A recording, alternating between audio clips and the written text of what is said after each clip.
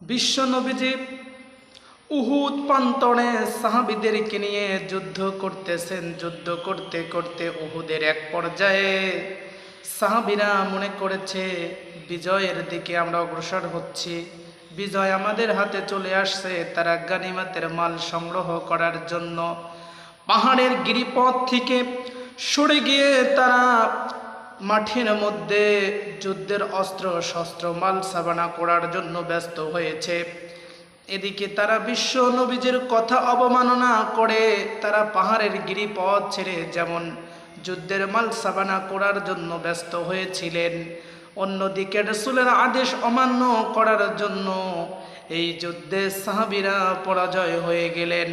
ও মুসলমান, বুঝতে হবে আল্লাহ রাসূল পাক সাল্লাল্লাহু আলাইহি ওয়াসাল্লামের প্রতিটা কথার মধ্যে রয়েছে বরকত। এজন্য আল্লাহ পাক রব্বুল আলামিন কুরআনুল কারীমের মধ্যে বলেছেন, কুল ইন কুনতুম তুহিব্বুনাল্লাহ ফাত্তাবিউনি ইউহিব্বুকুমুল্লাহ ওয়া ইয়াগফির লাকুম যুনুবাকুম ওয়াল্লাহু গফুরুর রহিম। সুবহানাল্লাহ।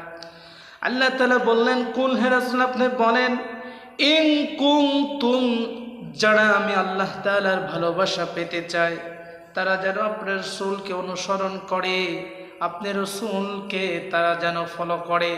ফাত্তাবিউনি, যদি আপনি রাসূলকে তারা অনুসরণ করে অনুকরণ করে, ওয়ায়াগফির লাকুম যুনুবাকুম আল্লাহু গফুরুর রহিম। যদি তারা আপনাকে অনুসরণ করে তাহলে আমি তাদের জীবনের সমস্ত গুনাহ ক্ষমা করে দেব। সুবহানাল্লাহ।